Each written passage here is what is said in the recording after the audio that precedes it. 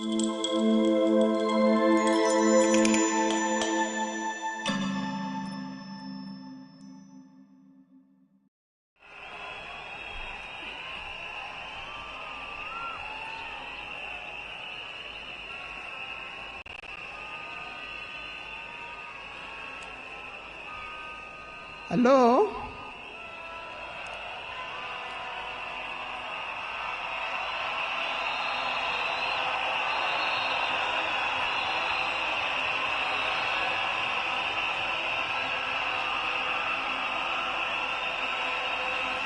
Thank you. Thank you. Thank you. To His Excellency, the President of the Republic of Kenya, His Excellency William Samoei Ruto, and Her Excellency Lady Rachel Ruto, the former President, President Uhuru Kenyatta,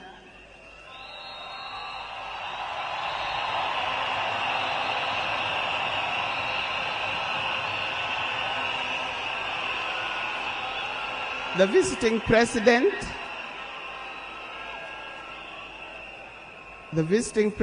past and present, the Deputy Presidents, all distinguished guests, ladies and gentlemen, and watu wetu wa Kenya kwa jumla, hamjambo. Today is a very unique day. It is not every day that I would be standing here to say something to the nation and to the world about my dear husband, Raila Odinga.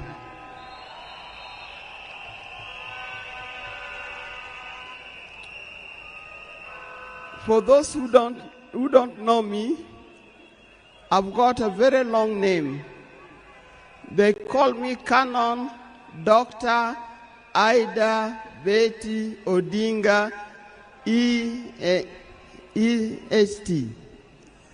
Now, these names don't just come like that, but they are names that are given.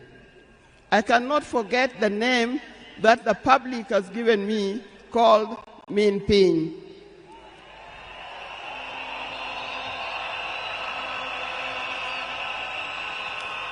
That name is a very heavy name because it is a name that puts a lot of responsibility to the owner of that name. I'm also gotten the name of Peace Ambassador. And for that reason, even before I say something else, I'd like to say something about peace. One thing that I know that Raila stood for, and he keep on repeating, is that we need peace in our nation, we need peace in our homes. And peace will not survive in a situation, in a chaotic situation. For that reason, I appeal, today I appeal, let us mourn Raila in peace. The Japanese mosquito device that's banned in 3 countries is finally legal in America. This simple but brilliant trick you can do tonight to eliminate all mosquitoes.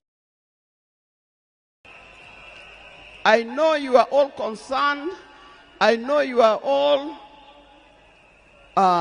mourning. You are sad about this, but let's keep peace so that the peace can prevail, not only here in the stadium, but also in the rest of the country. Coming to talk about my dear husband, Raila Odinga. I first met Raila way back in the early 70s, and we got married in 1973. For that reason, I've lived with this man for 52 years. Many of the people that I see or who are in this stadium could have easily be our children. No wonder you call him Baba. That name did not come from nowhere, but came from the experience and the life that he has lived with and relationship that he has had with some of these people. During our union, we were blessed by 4 children. First, we had the first child was called Fidel Castro Raila Odinga. When Fidel was born, I was a bit hesitant the way he gives the name. I say, why do you call him Fidel? Then he said he was a great admirer of Fidel Castro, and therefore he named his first child Fidel Castro Odinga. Later, we had the second child, Rosemary, and here again, Rose is the name of my mother, and Mary is the name of his mother. We combined the 2 names together, and we call the child Rosemary. It also has a meaning to us. When it came to the third one, and he named after his best friend and his cousin called Raila Kembo, with whom they shared the name. So we ended up with Raila Odinga Odinga. Last, there was a big gap, and I'll explain to you. Last came the 4th child. The 4th child, when I went to the hospital, and you know those mothers, or, well, you know, you end up somewhere in labor ward. And I was watching the television. And on the television, that's the time when Nelson Mandela had come out of prison. It was he's been there for 27 years. Raila also had been in prison, but that's not why we named her Winnie. And I was watching the television, I could see Nelson Mandela and Winnie Mandela holding hands as Mandela walked out of the gates of the prison. By then, I didn't know what kind of child I was going to get. But then I said, if it's a boy, we'll name him Wilson Mandela. But if it's a girl, will be Winnie Mandela. And therefore, Winnie Mandela arrived. And that's the 4th child. I see when you look at this naming of the children, I know these days you can name your child anything that you want, but I'll appeal to those who are still having babies. Give your child a meaningful name, because you name them people you never saw, you never heard of, simply because it saw the name written somewhere. There's nothing wrong with giving our children the names of the people who in our lives we think are the heroes. Our life was not smooth life.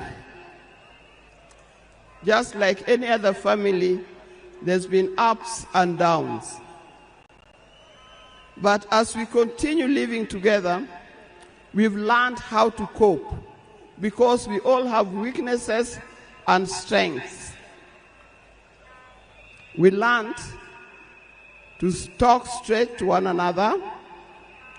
We learned to speak the truth, and we learned to forgive and move on.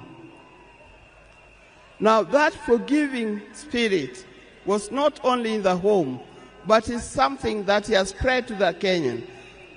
You've seen how many times he has tried in the elections, but that forgiveness is paramount.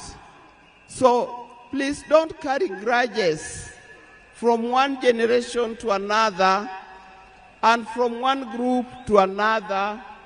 We are all Kenyans. We are all Kenyans. We are sisters and brothers. We must learn to forgive easily and build together Kenya.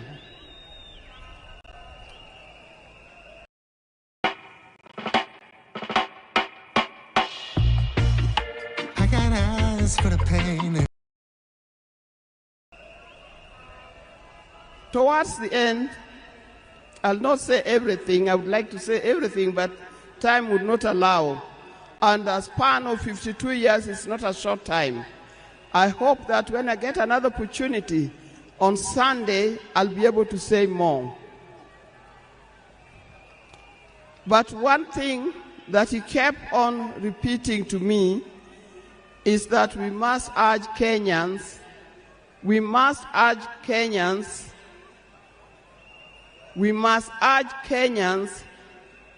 to live in peace. He kept on repeating that. We must repeat it to our Kenyans, we live in peace. Raila hated dishonesty. He hated dishonesty. He hated greed.